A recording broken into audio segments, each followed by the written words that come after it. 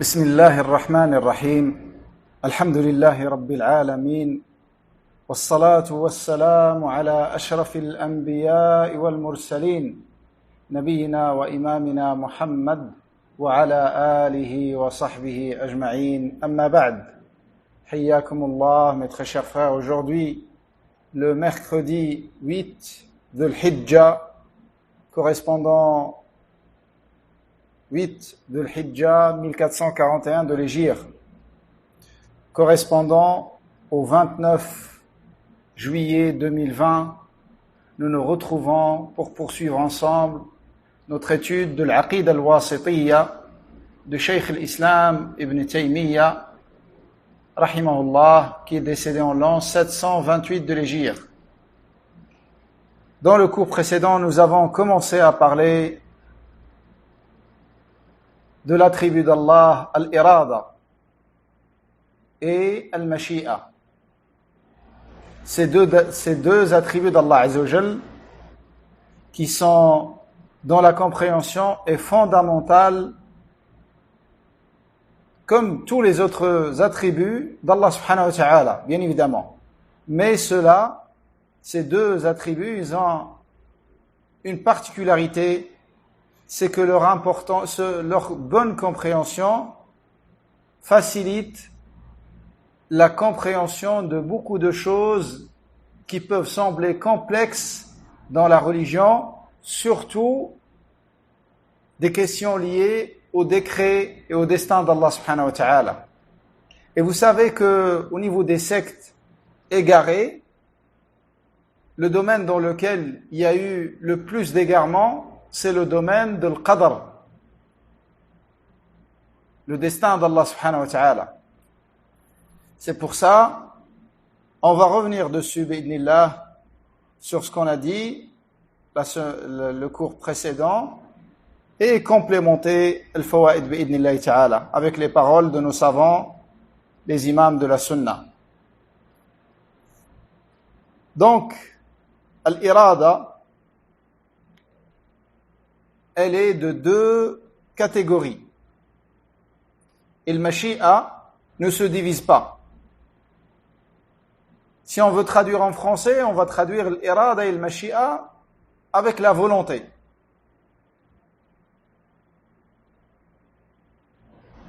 Mais il y a une différence entre les deux. Donc le mashi'a ne se divise pas. Le mashi'a, comme les gens disent, ce que Allah veut aura lieu, et ce que Allah ne veut pas n'aura pas lieu. Donc tout ce que Allah yasha, c'est-à-dire le mashi'a, forcément il doit arriver, il doit se passer. Et rien ni personne ne peut s'opposer à la mashi'a d'Allah subhanahu wa ta'ala.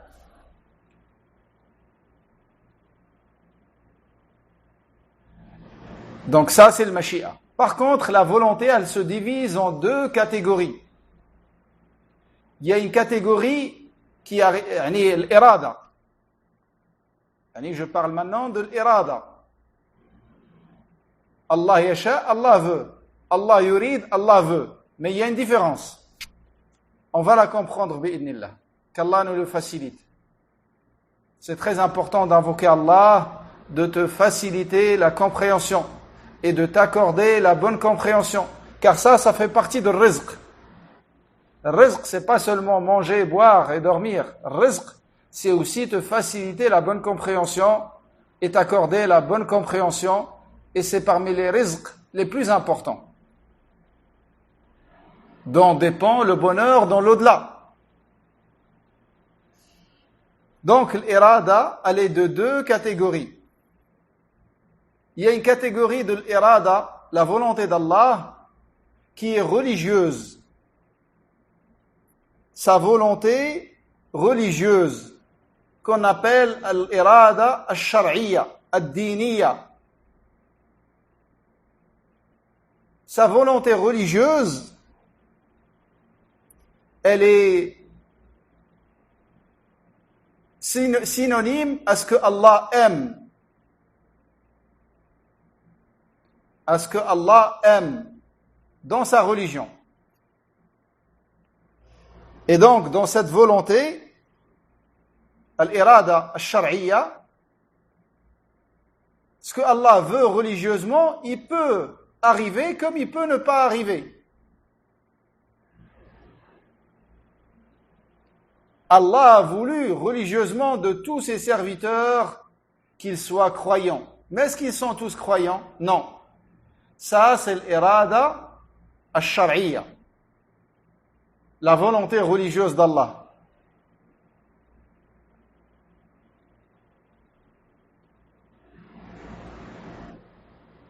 Et donc, cette volonté, elle peut s'accomplir comme elle peut ne pas s'accomplir.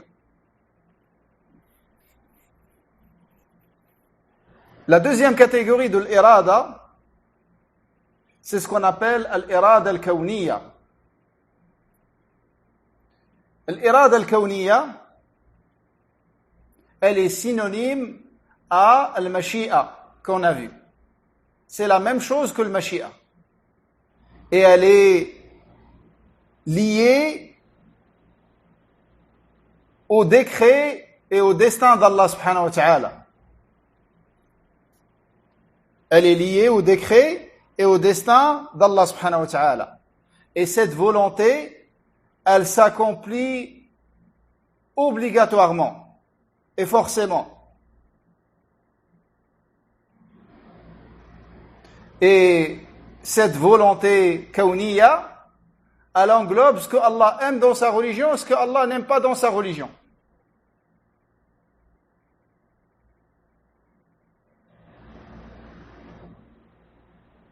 La volonté al-kawniyya, qui est synonyme al-mashi'a et qui englobe ce que Allah a décrété. Et tout ce que Allah a décrété, il doit se passer comme il l'a voulu. Et quand il a voulu, subhanahu wa ta'ala. Et personne ne peut sortir de cette volonté, qui est al-mashi'a et qui est la volonté kawniyya, qu'on peut appeler la volonté universelle, pour vous faciliter. L'essentiel, c'est pas les termes, c'est la bonne compréhension. Donc maintenant, on a deux volontés. Une qui s'accomplit tout le temps et qui comporte ce que Allah aime et ce que Allah n'aime pas. Mais tout ça, Allah l'a voulu. Quelqu'un peut se poser la question. Allah a voulu une chose qu'il n'aime pas. Est-ce que ceci est possible? Naam. Allah a voulu l'existence du mécréant. Allah l'a voulu, c'est un mal, c'est quelque chose qu'Allah déteste. Mais il l'a voulu pour énormément de sagesse et énormément de bien. Car sans son existence, il n'y aurait pas eu le combat dans le sentier d'Allah. Sans son existence, il n'y aurait pas eu la da'wa à la religion d'Allah. Sans son existence, il n'y aurait pas eu l'alliance en Allah et le désaveu en Allah. Sans son existence, il n'y aurait pas eu aimer en Allah et détester en Allah. Et ainsi de suite. Parmi les adorations extrêmement aimées par Allah. Donc Allah a voulu l'existence de ce mal dans son décret pour des sagesses. Donc il ne l'a pas voulu pour lui-même, mais il l'a voulu pour le bien qui en découle. Et ça s'appelle l'irada al-kawniyya. Par contre, l'irada al-shar'iyya, elle est limitée à ce que Allah aime dans sa religion. Comme l'islam de Abu Bakr as-Siddiq. Allah l'a voulu dans sa religion et il l'a voulu également dans son décret. La mécréance de Abu Jahl, Allah l'a voulu dans sa religion, mais il ne l'a pas voulu dans son décret. Si tu comprends cette notion, comme a dit Cheikh l'Islam Taymiyyah, ça sera une solution à beaucoup de points complexes dans le domaine du destin d'Allah subhanahu wa ta'ala. Donc je vais vous répéter ça d'une autre manière. On va le répéter de plusieurs façons, à chaque fois avec un savant. Donc je vais le répéter d'une autre manière, des paroles de Cheikh Al-Allama Abdel Aziz Ben Nasser Al-Rashid. Son livre s'appelle Tanbihat Al-Saniya, dans lequel il a expliqué l'Aqid al-Wasitiyya. Les savants disent que ça, c'est la meilleure explication qui a été faite de ce livre, de l'Wasitiyya, de Cheikh Abdel Aziz Al-Rashid, qu'Allah lui fasse miséricorde, qui est décédé en l'an 1408 de l'Hégire. Il a dit: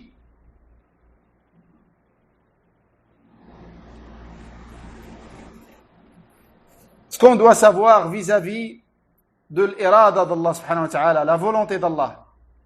Premièrement, c'est que Allah subhanahu wa ta'ala fait ce qu'il veut. Il fait ce qu'il veut. Il n'est pas interrogé au sujet de ce qu'il fait.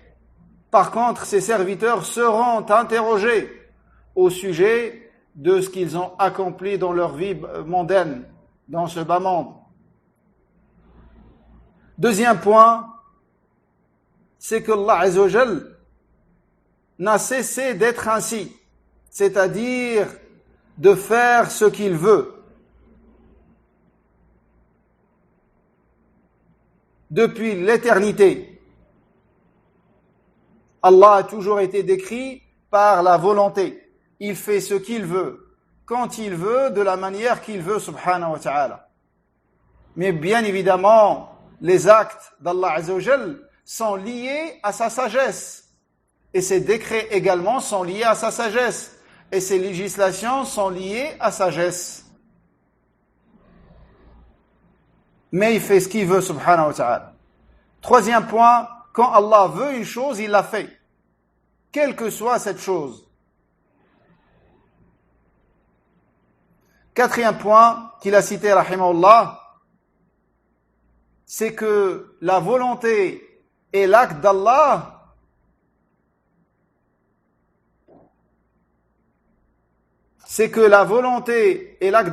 vont en pair.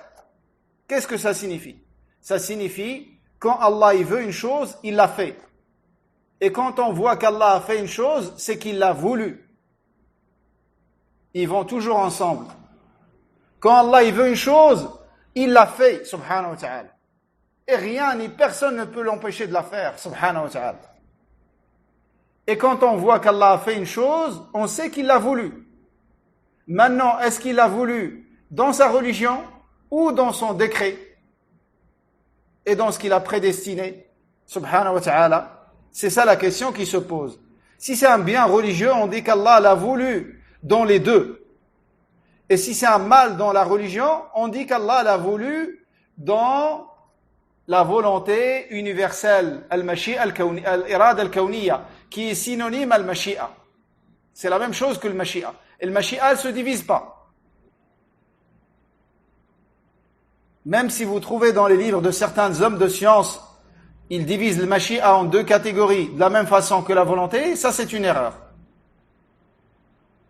Et les grands savants comme Ibn al-Qayyim, Ibn Taymiyyah et d'autres, tous ils ont dit que le mashi'a ne se divise pas. C'est une seule catégorie. Et c'est pour ça, vous trouvez dans les paroles des gens, ils disent que ce que Allah veut, il aura lieu. Et ce que Allah n'a pas voulu n'aura pas lieu. Ils parlent de quelle volonté ici? Une question que je vous pose. Réfléchissez. Quand les musulmans, quand ils disent ce que Allah veut aura lieu, et ce que Allah ne veut pas n'aura pas lieu, ils visent quelle volonté ici?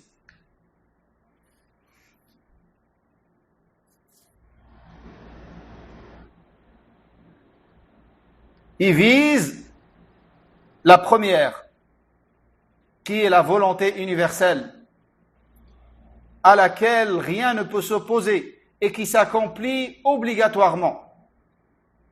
Et ça, c'est, si tu veux la résumer, tu dis, c'est tout ce que Allah a décrété. Il y a une parole aussi que vous entendez chez les gens, chez les musulmans, ils disent, ce que je vous cite maintenant, c'est des paroles d'Ibn Taymiyyah. C'est lui qui a rapporté ces deux exemples.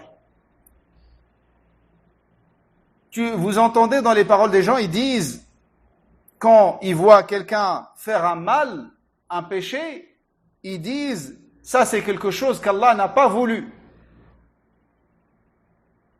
Ou c'est quelque chose qu'Allah ne veut pas. Quelle est la catégorie de la volonté qui est visée ici? Est-ce que c'est la volonté universelle? Ça veut dire Allah n'a pas décrété ce que tu as fait? Non, c'est une erreur. La réponse juste, c'est que ça concerne la volonté religieuse qui est synonyme à ce que Allah aime. Et ce que Allah déteste. La volonté d'Allah religieuse. Quand ils disent Allah ne le veut pas, ça veut dire Allah ne le veut pas dans sa religion.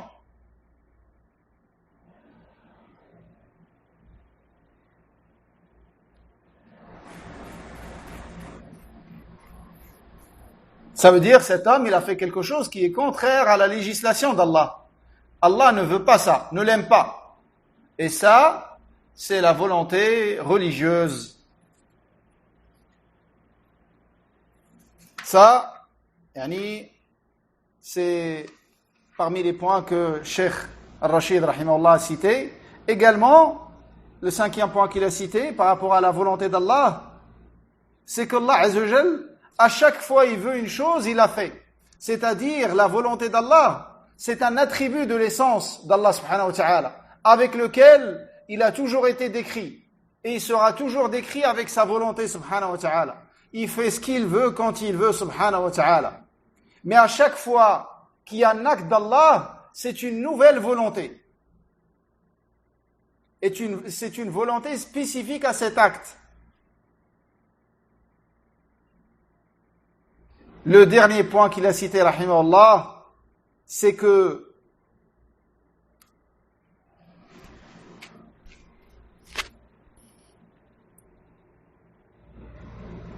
le dernier point, c'est que toute chose qu'Allah veut faire, c'est quelque chose qui est autorisé qu'Allah le fasse.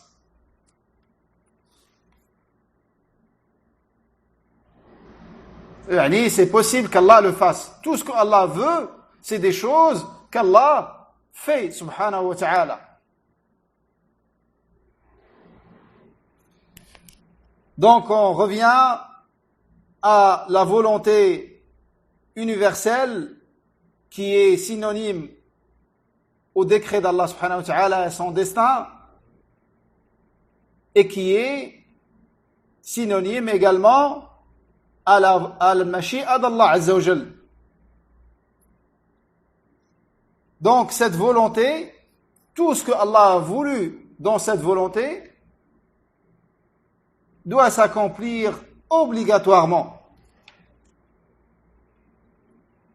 Et la volonté religieuse, la deuxième catégorie, la volonté religieuse, elle est liée à la législation d'Allah subhanahu wa ta'ala, ce qu'il a légiféré. Et celle-là, elle est synonyme de ce que Allah aime et agrée.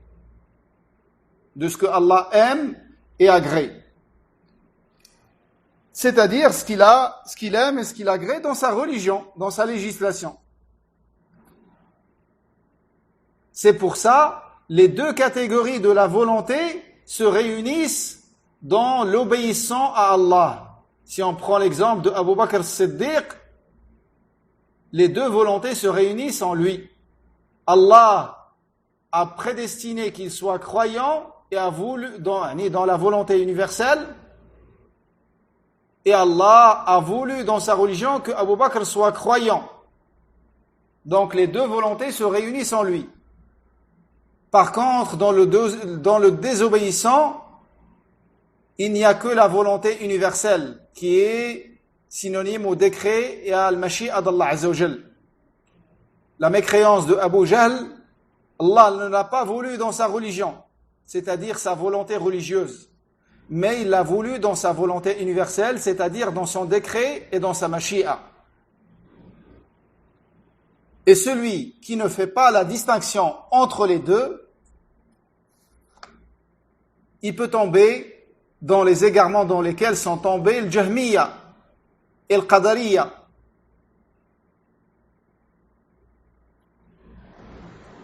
Et parmi les arguments qui indiquent ces deux volontés, tout ce que Cheikh l'Islam, rahimahullah, a cité par rapport à ça.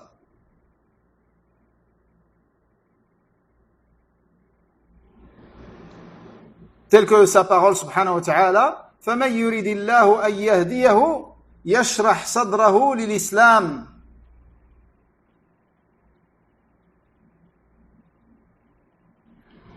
فَمَنْ يُرِدِ اللَّهُ أَنْ يَهْدِيَهُ يَشْرَحْ صَدْرَهُ لِلْإِسْلَامِ. Celui qu'Allah veut guider, il ouvre sa poitrine et il élargit sa poitrine à l'islam, pour l'acceptation de l'islam. Ça, c'est la volonté universelle, c'est le décret d'Allah. Celui qu'Allah veut, il ouvre sa poitrine à l'islam. C'est-à-dire, celui qu'Allah veut, dans son décret, le guider, il sera guidé. Et la suite du verset, et celui qu'il veut égarer, il rend sa poitrine étroite et serrée, comme s'il tentait de monter au ciel. Et quand plus tu montes en hauteur, plus tu as du mal à respirer.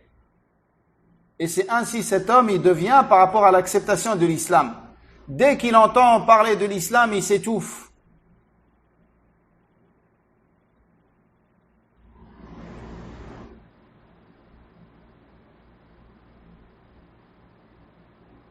Et donc là, dans le verset, c'est la volonté d'Allah universelle. C'est le décret d'Allah.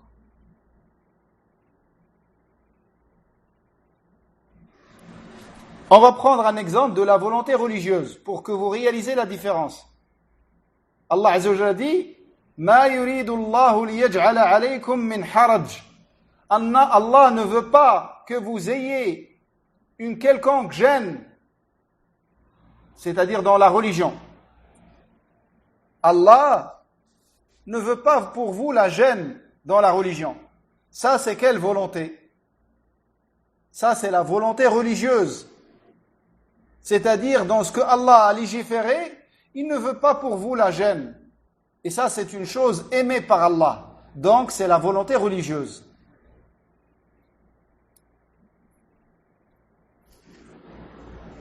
Tel que le verset également dans lequel Allah Azza wa Jalla dit: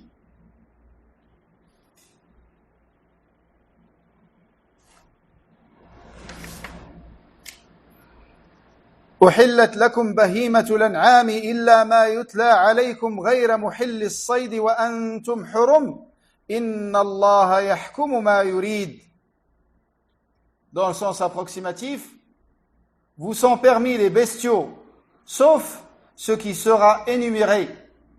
Mais ne vous permettez pas la chasse alors que vous êtes en état de sacralisation.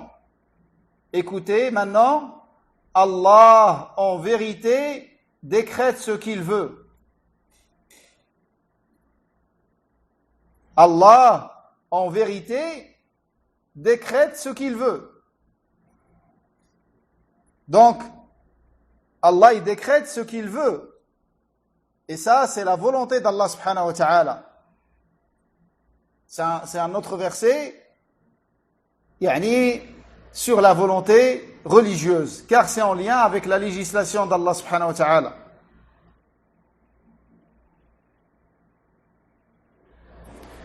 Donc ce qui est important ici, est très important, c'est parmi les points qui demandent de l'attention dans ce livre et de manière générale dans le domaine de l'aqida. C'est de faire la distinction entre la volonté religieuse et la volonté universelle qui est le décret d'Allah. Et pour distinguer les deux, à chaque fois, rappelez-vous que la volonté religieuse, elle est synonyme à ce que Allah déteste, à ce que Allah aime et déteste dans sa religion. Et elle est liée aux adorations et aux désobéissances. Aux obéissances et aux désobéissances. Contrairement à la volonté universelle qui englobe tout ce qui se passe. Tout rentre dedans. Ce que Allah aime dans sa religion et ce que Allah n'aime pas dans sa religion. Et aucune créature ne sort de cette volonté universelle. Et elle est synonyme du décret d'Allah et de son destin.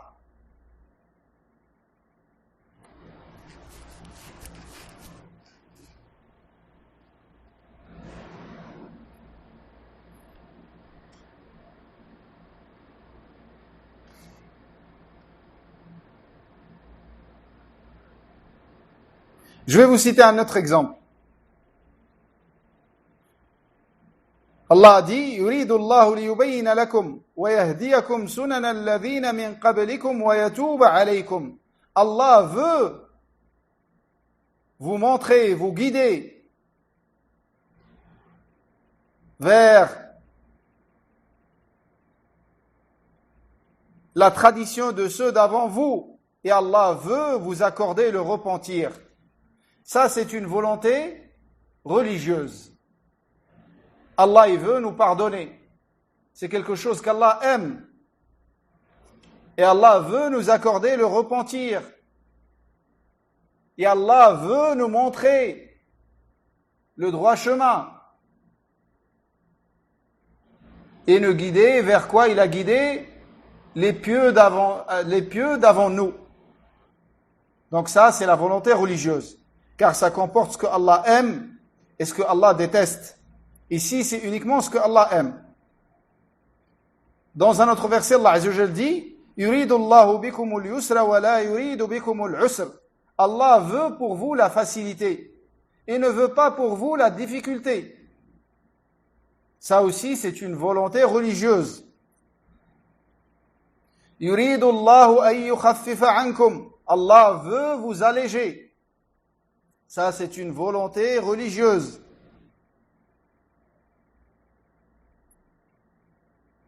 Donc, la volonté religieuse, elle peut s'accomplir comme elle peut ne pas s'accomplir. Contrairement à la volonté universelle qui s'accomplit forcément de toute façon. Et la volonté religieuse, elle englobe ce que Allah aime et ce qu'il déteste dans sa religion.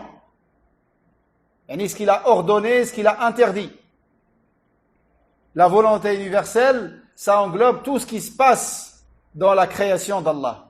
Et rien n'échappe à cette volonté. Al-Mashi'a qui est Al-Irada al-Kawniyya.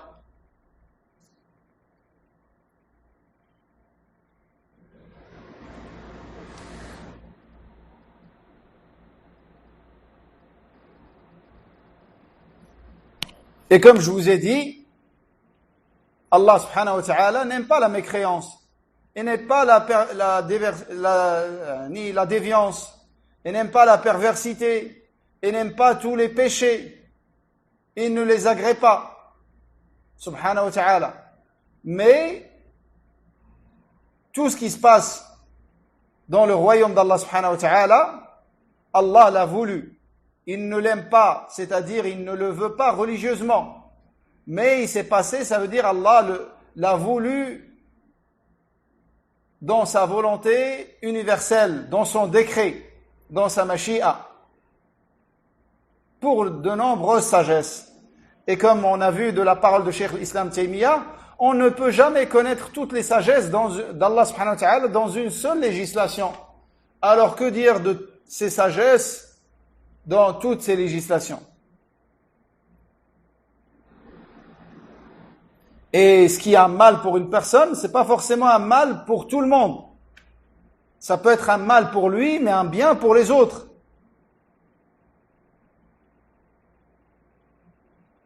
Et il n'y a pas quelque chose dans les actes et les décrets d'Allah dans laquelle il n'y a pas de sagesse. Comme on dit, les égarés. Tout ce que Allah décrète est plein de sagesse.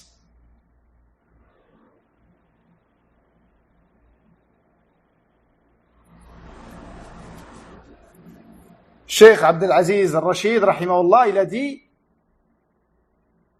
Et la cause de l'égarement de ceux qui se sont égarés dans ce domaine, c'est qu'ils n'ont pas fait la distinction entre le mashi'a et l'irada. Est-ce que Allah aime, est-ce que Allah déteste? Et il y a deux grands types d'égarement à ce sujet. Le premier, c'est celui de l'Jabriya. Mais la cause de l'égarement pour les deux, subhanallah, malgré que ce sont des sectes opposées, deux extrêmes, mais la cause de l'égarement est la même. C'est qu'ils n'ont pas fait de distinction entre les deux volontés d'Allah. La volonté religieuse, qui est synonyme à ce qu'il aime, subhanahu wa ta'ala, et sa volonté universelle, qui est synonyme à sa mashi'a et à ce qu'il a décrété, subhanahu wa ta'ala. Donc, la première secte égarée, qui s'appelle Jabriya, eux, ils ont dit, tout ce qu'il y a dans l'univers, Allah l'a décrété. Ça, c'est vrai. Et ensuite, ils ont dit, et tout ce que Allah a décrété, Allah l'aime et l'agrée. Et ça, c'est un égarement. L'autre secte opposée, l'autre extrême, c'est le Qadariya. Le Jabriya, bien évidemment, si on veut résumer leur égarement, on dira que le Jabriya, il croit que l'être humain n'est pas responsable de ses actes. C'est Allah qui a tout décrété, c'est Allah, l'être humain, ils disent, c'est comme une feuille avec que le vent bouge. Et ils disent, ces actes, c'est comme la main d'une personne qui tremble. Elle ne la contrôle pas. Ils disent, l'être humain ne contrôle rien de ses actes, il est responsable de rien de ses actes. Et ça, c'est vraiment insensé.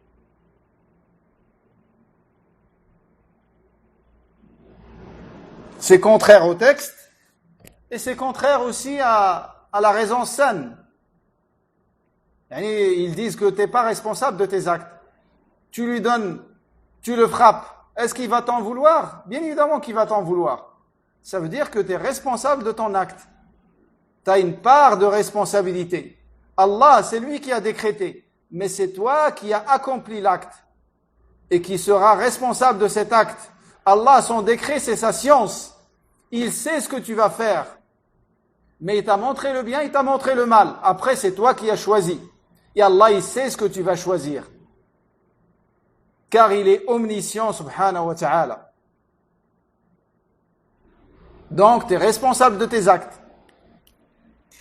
Et tu vas rendre des comptes sur ce que tu fais. L'autre secte égarée, ils ont dit, les péchés ne sont pas aimés par Allah. Donc, ils sont partis de l'hypothèse à laquelle les autres sont arrivés. Les autres sont partis de tout ce qu'il y a dans le royaume d'Allah, Allah l'a décrété. Regardez, ils partent d'une hypothèse juste. Après, ils arrivent à un résultat erroné. Ils disent, Allah aime même les péchés. Les autres, ils ont dit, non, on va partir du fait qu'Allah n'aime pas les péchés. Ensuite, la conséquence pour eux, c'est que Allah n'a pas prédestiné les péchés. C'est pour ça qu'ils ont dit l'être humain, il crée ses actes. C'est pas Allah qui a décrété le mal. Parce que pour eux, c'est un mal. Mais si vous comprenez bien, comme on a vu chez Al-Sunnah wal-Jama'a, tout ce que Allah a fait, c'est un bien. Mais le mal, c'est pas dans les actes d'Allah. C'est dans la création d'Allah. Et Allah, quand il décrète cette chose qui peut être un mal pour une personne, ça peut être un grand bien pour une umma, une communauté, comme on a vu. Donc, ils ont dit, les péchés ne sont pas aimés par Allah, ça c'est juste. Ensuite, ils ont dit, donc Allah n'a pas décrété les péchés. Et ceux qui sont arrivés à des degrés d'exagération de cette secte égarée qui s'appelle Qadariya, ils ont dit Allah ne sait même pas les actes des humains jusqu'à ce qu'ils se produisent. Et ça, c'est des mécréants. Les autres, c'est une secte égarée. Ceux qui ont dit que l'être humain, que Allah Azza wa Jalla n'a pas décrété le mal. Donc Allah a tout décrété. Tout ce qui arrive dans le royaume d'Allah, c'est avec Allah l'a voulu. Mais après, il faut voir, est-ce qu'il l'a voulu dans son décret ou est-ce qu'il l'a voulu dans sa religion? Si vous comprenez ça, bi'idnillah, au niveau du destin, vous aurez aucun problème à bien comprendre et vous trouverez une homogénéité dans les textes et vous allez jamais trouver de contradiction entre les textes. Mais celui qui n'a pas compris ce point, il peut avoir des choses qui lui semblent comme des contradictions. Mais à chaque fois que tu vois qu'il y a une contradiction entre deux textes, à condition qu'ils soient tous les deux authentiques, sache que la contradiction, elle est dans ta raison et non pas dans le texte.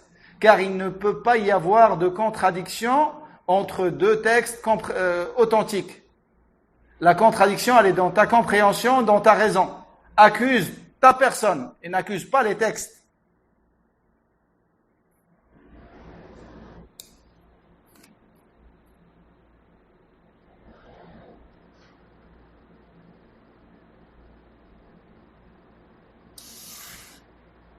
Ça, c'est par rapport à la volonté d'Allah Azza wa Jal. Ensuite, dans ces versets même, Allah Azza wa Jal a cité la guidée. Il a cité la guidée. Il a dit, celui qu'Allah veut, guide. Celui qu'Allah veut guider, il ouvre sa poitrine. Et celui qu'Allah veut égarer, il rend sa poitrine étroite. Donc, la guidée, qui est un attribut d'Allah. Allah, parmi ses noms, Al-Hadi, celui qui guide. Et il faut savoir que la guidée, elle est de deux catégories. Une guidée qui est spécifique à Allah. Il est le seul à qui ça appartient. Et personne ne l'a de ses créatures. Il n'y a que lui à qui ça appartient. C'est ce qu'on appelle Hidayatut Tawfiq wal Qaboul wal Ilham. La guidée de l'assistance et de l'acceptation.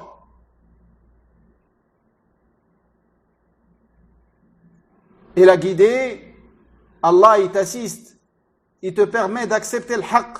Cette guidée, si vous voulez bien la comprendre, on peut dire c'est la guidée des cœurs.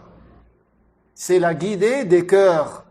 C'est-à-dire, Allah, il te permet d'accepter la vérité. Parce que combien de personnes entendent la vérité, elles ne l'acceptent pas. Parce que Allah ne l'a pas guidé. Ne l'a pas guidé, la guidée qui est spécifique à lui, qui est la guidée des cœurs. Et la deuxième guidée, c'est ce qu'on appelle al-hidayatul amma, la guidée générale. C'est de montrer le bien et d'indiquer la voie droite, la voie de l'égarement. Et ça, c'est pour Allah et pour ses prophètes et messagers et leurs héritiers également. Cette guidée, on peut l'appeler la guidée de la science, comme a dit Cheikh Hamad Al-Ansari, rahimahullah, dans un livre à lui. Et ça, subhanallah, ça simplifie. La première, la guidée des cœurs, et la deuxième, la guidée de la science. C'est-à-dire, tu vas montrer le haqq, tu vas éclairer la personne, tu vas lui clarifier les choses, tu vas lui citer les dalils. Mais est-ce que c'est pour autant qu'elle va accepter, qu'elle va mettre en pratique? Et nous-mêmes, combien de choses on la connaît, on l'a pas mis en pratique jusqu'à aujourd'hui? C'est pour ça, tu auras toujours besoin d'invoquer Allah. Ihdina as-sirat al-mustaqim. Guide-nous dans le droit chemin.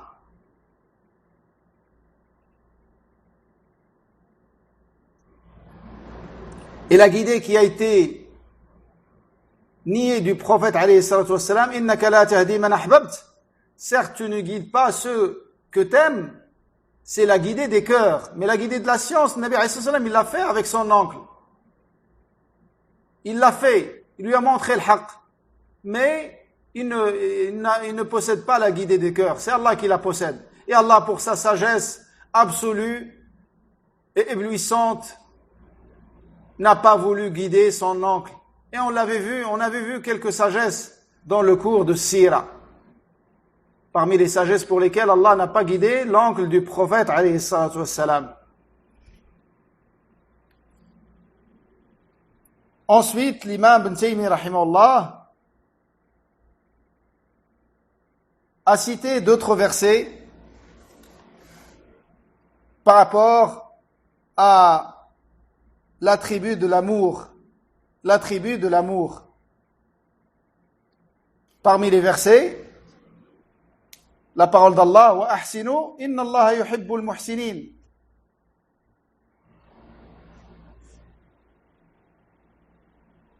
Et faites le bien, car Allah aime ceux qui font le bien.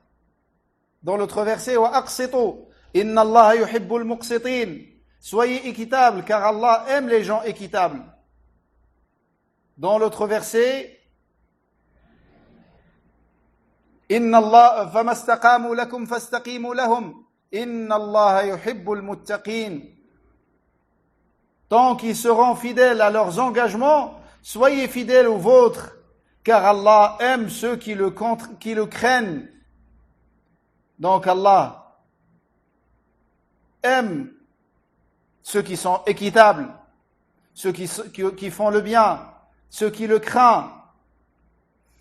Dans l'autre verset, Allah Azza wa Jalla dit, Inna Allah yuhibbu at-tawwabin wa yuhibbu al-mutatahhirin.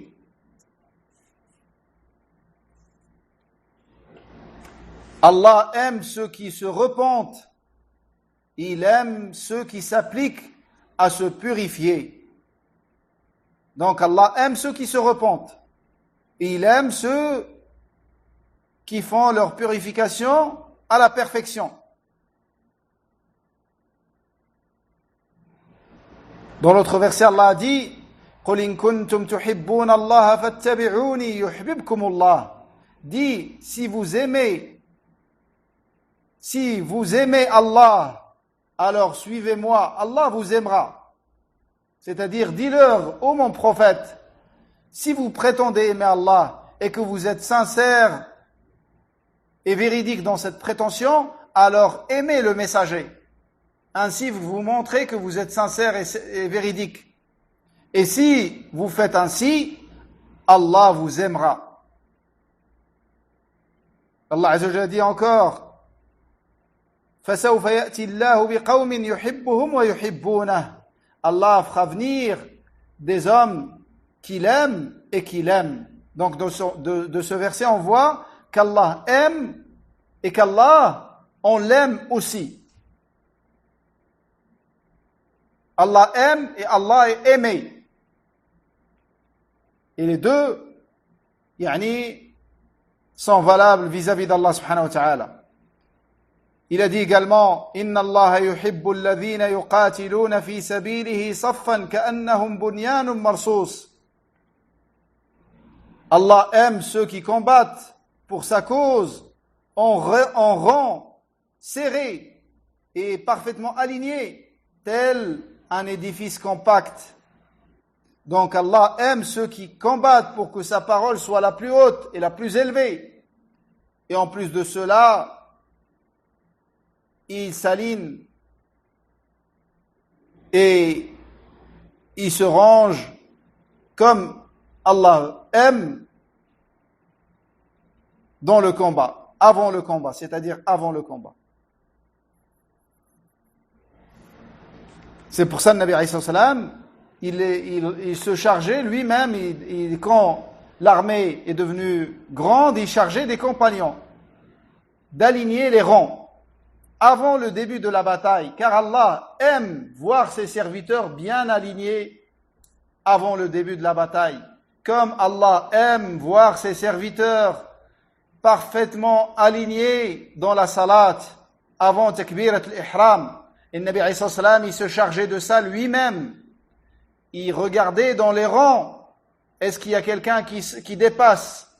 Et par rapport à l'alignement dans les rangs, je vais vous citer la sunna que vous connaissez certainement, mais des fois vous aurez du mal à pratiquer ça, faites selon ce qui est possible.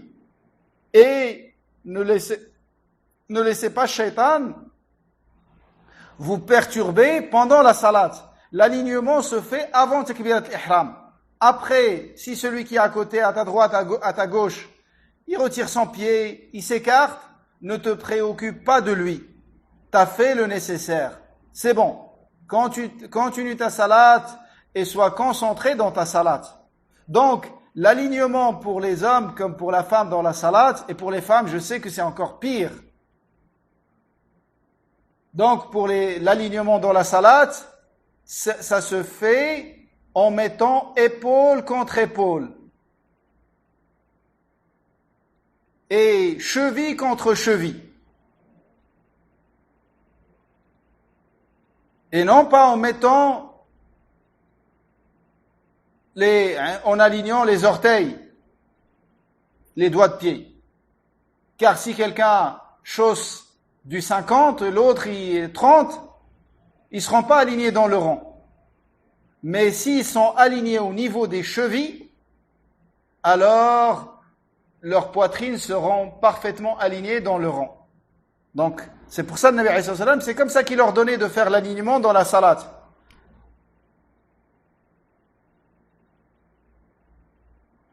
Et quand tu mets, l'alignement est fait selon les chevilles, donc les talons seront alignés. Donc l'alignement, il va se faire au niveau des talons. Tu vas trouver que les talons forment une ligne, et non pas les orteils. Il se fera au niveau de l'arrière du pied, et non pas au niveau de la partie devant du pied, l'orteil. Et de cette manière seulement, les poitrines et les corps des prieurs seront alignés dans le rang. On met l'épaule contre l'épaule et on met le talon contre le talon et la cheville contre la cheville. De cette manière, le rang est aligné. Et subhanallah, si Allah te permet de prier dans un rang qui est comme ça, tu vas sentir des choses, des sensations vis-à-vis de tes frères qui prient avec toi. Et tu vas te sentir proche d'eux. Et ça sera une cause d'amour entre les muslimines. Comme le Nabi sallallahu alayhi wa sallam a dit dans le hadith. Et le fait de ne pas respecter ça, c'est une cause de division et de divergence et de haine entre les muslimines. Alors, tant qu'on n'arrive pas à s'aligner dans un rang, faut pas s'attendre à ce que le muslimine s'organise et s'aligne à des niveaux et à des échelles plus élevées et plus grandes. Qu'Allah nous le facilite et qu'Allah nous ramène tous à la sunna de son prophète alayhi salatu wassalam. Donc dans le rang, dans le combat également, l'alignement est demandé.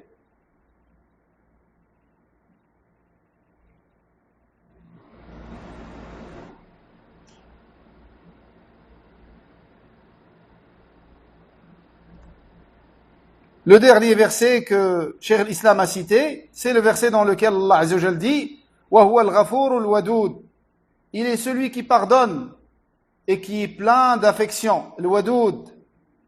Le wadud, c'est comme celui qui aime et qui est aimé.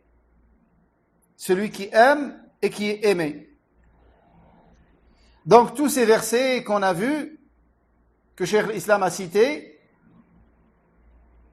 donc les noms et les attributs d'Allah, vous constatez qu'on est toujours dans la partie des versets du Coran. Et après avoir fini ça, Cheikh l'Islam, il va citer des hadiths également. Donc tous ces versets indiquent l'attribut d'Allah qui est al-mahabba, l'amour que Ahl-Sunnah wal-Jama'a affirme à Allah subhanahu wa ta'ala. qu'Allah aime les croyants et les croyants aiment Allah également. Et comme a dit Cheikh l'Islam Taymiyyah, ça c'est la base et le fondement de la religion de Ibrahim alayhi salam. L'amour d'Allah.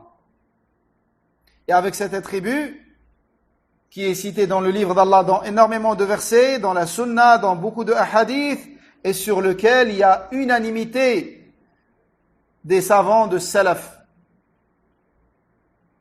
C'est-à-dire qu'Allah aime et Allah est aimé.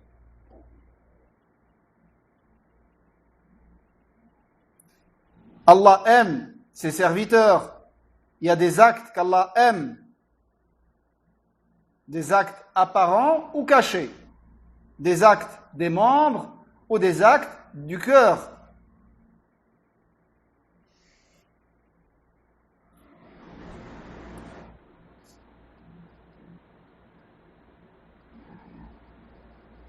Et le premier qui a nié cet attribut d'Allah Azza wa Jal, le mahabba, c'est Al-Jahm ibn Safwan, la tête de l'Jahmiya, et son cheikh Al-Ja'd ibn Dirham. C'est le premier qui a dit et qui a réfuté l'attribut de l'mahabba.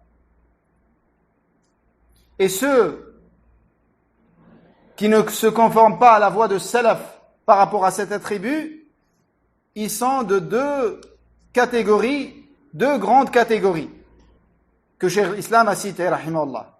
La première, c'est ceux qui réfutent le fait qu'Allah aime ses serviteurs, ou que ce serviteur l'aime. Et ça, c'est le Jahmiya, comme on a vu. Ils disent Allah n'aime pas, et Allah, on ne peut pas l'aimer. Bien évidemment, à les égarés, ils ont ces égarements parce qu'ils comparent Allah à ses créatures. Et avec la créature, quand tu aimes quelqu'un, tu peux avoir un penchant vers lui, tu peux, si t'es pas juste, tu peux te mettre de son côté et le soutenir, même dans une chose où il a tort, et ainsi de suite. Et ça, c'est vis-à-vis de la créature. Mais Allah, rien ne lui est semblable de ses créatures. Toujours la règle d'or. Ce verset, à chaque fois qu'il y a un attribut d'Allah, il faut s'en rappeler. Laysa kamithlihi shay'un wa huwa as-sami'ul basir. T'affirmes l'attribut et tu comprends ce que les Arabes comprennent et tu l'affirmes à Allah comme il convient à sa majesté et sa grandeur, tout en sachant qu'Allah n'est semblable à rien et à personne de ses créatures, subhanahu wa ta'ala. Donc Allah il dit qu'il aime, on va pas dire non. Et réfuter les attributs d'Allah avec notre raison corrompue et avec l'ignorance et avec la philosophie des Grecs. On affirme à Allah tout ce qui s'est affirmé à lui-même. Et tout en croyant qu'il est exempt, subhanahu wa ta'ala, de toute similitude avec ses créations. Et on renie pas ce que Allah s'est affirmé à lui-même. Donc ça, c'est la première secte. La première grande secte qui s'est égarée vis-à-vis de cet attribut de l'mahabba, l'amour. Ils ont dit Allah n'aime pas et Allah n'est pas aimé. Les autres, ils ont dit le serviteur aime Allah, mais Allah ne peut pas aimer. Et ça, c'est l'Ash'ariyya. Et ceux qui ont pris la même voie que eux. Et bien évidemment, l'Ash'ariyya, quand ils réfutent et quand ils renient l'attribut de l'amour, ils ne renient pas le terme. Ils disent non, ça c'est rapporté dans le Coran, on y croit. Mais ils disent qu'est-ce que ça signifie l'amour?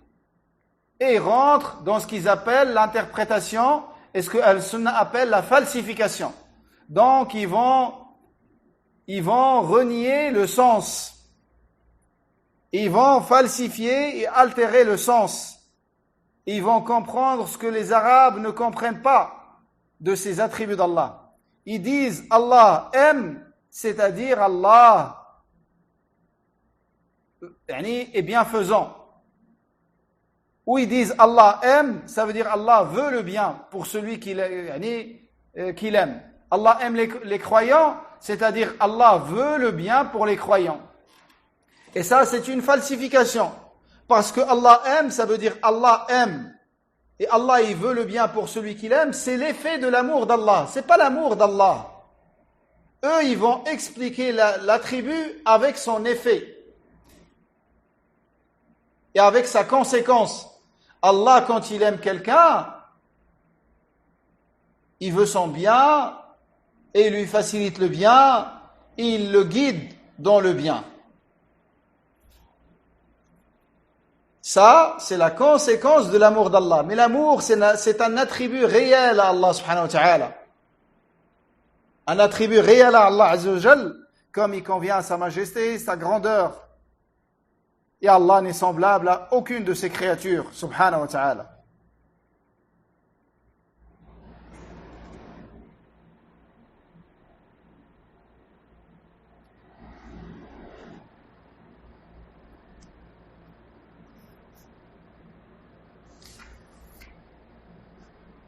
Voilà pour aujourd'hui. On va s'arrêter sur ces deux attributs qu'on a vus. Al-irada ou al-mashi'a. Et le troisième, qui est l'attribut de l'amour, al-mahabba. Pour ne pas vous alourdir et vous laisser la possibilité de réviser et de vous entraîner à lire des versets du Coran dans lesquels il y a la volonté, il y a Allah veut, et de chercher à savoir quelle est cette volonté. Est-ce que c'est la volonté universelle ou la volonté religieuse? Et comme je vous ai dit, la volonté religieuse, elle comporte ce qui est conforme à la religion d'Allah, ce qu'il a autorisé, ce qu'il a interdit, ce qu'il aime, ce qu'il déteste dans sa religion. Et la volonté universelle, elle est plus générale. Et elle englobe tout ce que Allah a décrété, bien ou mal. Et l'amour c'est un attribut qu'on affirme à Allah subhanahu wa ta'ala, et on comprend son sens, et c'est un attribut réel d'Allah. C'est pas une métaphore ou une parabole, c'est un attribut réel à Allah, comme il convient à sa grandeur et sa majesté. Et Sahaba radiyallahu anhum, il n'y a pas un seul parmi eux qui a eu un problème par rapport aux attributs d'Allah. Jusqu'à ce que il y a eu l'intrusion de la science grecque et de la philosophie grecque chez les musulmans et qu'ils ont commencé à traduire leurs ouvrages, que les gens ils ont commencé à se poser des questions de cette manière. Mais dans les compagnons radiyallahu anhum, vous ne trouverez jamais dans un texte est-ce que l'amour Allah aime? Regardez cet homme. Ça me vient maintenant, cet homme qui est venu voir le Nabi alayhi salam de la campagne. Il est venu, c'est un bédouin. Il est venu, il a cru au prophète alayhi salam et il a entendu le Nabi alayhi salam citer un hadith. Qu'Allah sourit. Yadhaku. Le verbe sourire. Allah sourit. Et ce bédouin, cet homme a dit au prophète alayhi salam, il lui a dit, ô messager d'Allah, est-ce que Allah sourit? Il a dit, na'am. Il a dit, lan na'dama khayran min rabbin yadhak. Allahu akbar. Wallahi, alhamdulillah, qui nous a guidés dans l'aqidah salafiyya. Qui est en adéquation avec la nature humaine saine, et avec le fitra quand elle n'est pas corrompue, avec les shubuhat et les ambiguïtés. Il a dit, يعني dans le sens لن نعدم الخير من رب يضحك. Notre Seigneur sourit, c'est-à-dire notre espoir en ses biens et en ses grâces est immense. Regardez l'effet de l'aqida sahiha, l'effet de l'aqida authentique. Et cet homme n'a pas dit, oui, Allah il sourit. Comment il sourit? Ils ont la base. Allah n'est semblable à aucune de ses créatures. Celui qui tombe dans les shubuhat et dans les ambiguïtés, c'est quand il compare Allah aux créatures. Parce que l'être humain, il a un cerveau qui fonctionne de cette manière. On te parle d'un avion, tu t'imagines tout de suite l'avion que tu as déjà vu dans ta vie.